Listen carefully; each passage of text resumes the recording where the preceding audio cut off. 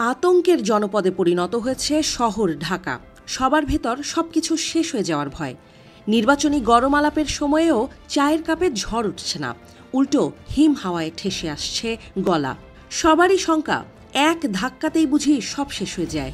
ভূমিকম্প বিশেষজ্ঞরাও নির্দিষ্ট করে কোনো সুসংবাদ দিতে পারছেন না। উল্টো তারাও বলছে, হিসেবের সব খতিয়ানি বলছে ভয়ঙ্কর কিছু আসছে।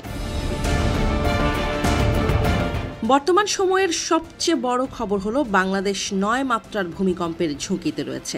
পরিসংখ্যান বলছে, গত ৪৮৫ বছরে বাংলাদেশের ভূভাগে প্রায় ৬০টি মৃদু থেকে তীব্র ভূকম্পন হয়েছে। গত এক বছরেও ৪ থেকে ৫ মাত্রার ভূমিকম্প হয়েছে ১৭টির বেশি, যাকে বলা হচ্ছে বড় ভূমিকম্প আসার লক্ষণ।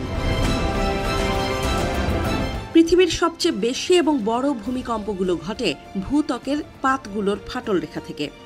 বাংলাদেশের মাটির নিচে রয়েছে ১৩টি ফাটল রেখা।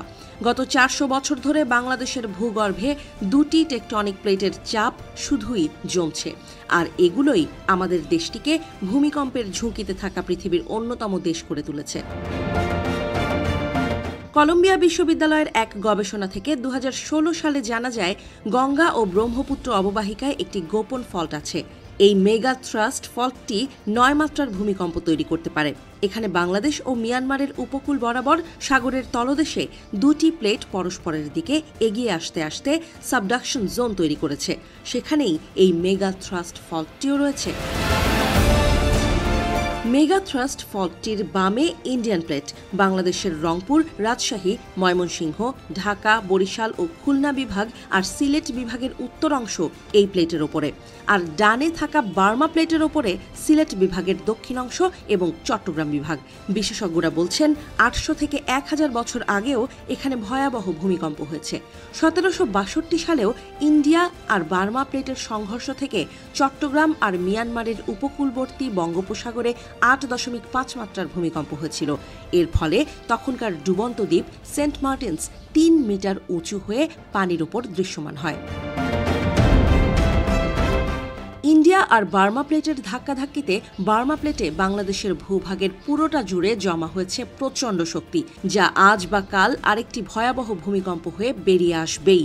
রাজশাহী আর খুলনা বিভাগ বাদে দেশের বাকি পুরোটাই ওই ভূমিকম্পের ভয়াবহ ঝুঁকিতে রয়েছে। টাঙ্গাইল, গাজীপুর, নরসিংদী, ব্রাহ্মণবাড়িয়া ও কিশোরগঞ্জ প্রচণ্ড ভূমিকম্পে আক্রান্ত হতে পারে। মাঝারি ভূমিকম্পের ঝুঁকিতে আছে নওগাঁ, রাজশাহী, নাটোর, সিরাজগঞ্জ, পাবনা, মানিকগঞ্জ, ঢাকা, নারায়ণগঞ্জ, মুন্সিগঞ্জ, কুমিল্লা, চাঁদপুর, ফেনী, নোয়াখালী, চট্টগ্রাম, বান্দরবান আর কক্সবাজার। ১৮৯৭ সালের গ্রেট ইন্ডিয়ান আর্থকোয়েকে ভয়াবহ ক্ষতি হয়েছিল রাজশাহীর। অঞ্চলটি এখনও সক্রিয় ভূমিকম্প প্রবণ এলাকায় অবস্থিত। এদিকে ডাউকি ফল্টের কারণে সিলেট বিভাগের ৪টি জেলায় ভয়াবহ ভূমিকম্পের ঝুঁকিতে আছে। ৮.৩ মাত্রার গ্রেট ইন্ডিয়ান আর্থকোয়েক এখান থেকেই সৃষ্টি হয়েছিল। ভারতের মেঘালয়, আসাম, নেপাল ও সিলেটে বিস্তৃত এই ফল্ট লাইন। এর কোথাও কোথাও সাবডাউন ফল্ট রয়েছে।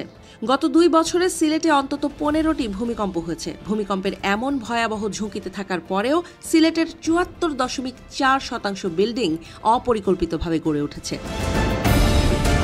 ঢাকার ভূগর্ভে উল্লেখযোগ্য কোনো ফল্ট লাইন নেই, তবুও ৯ মাত্রার ভূমিকম্পে মিশে যাবে রাজধানী, কারণ কাছেই টাঙ্গাইলের মধুপুরে বিপজ্জনক ফল্ট লাইন আছে।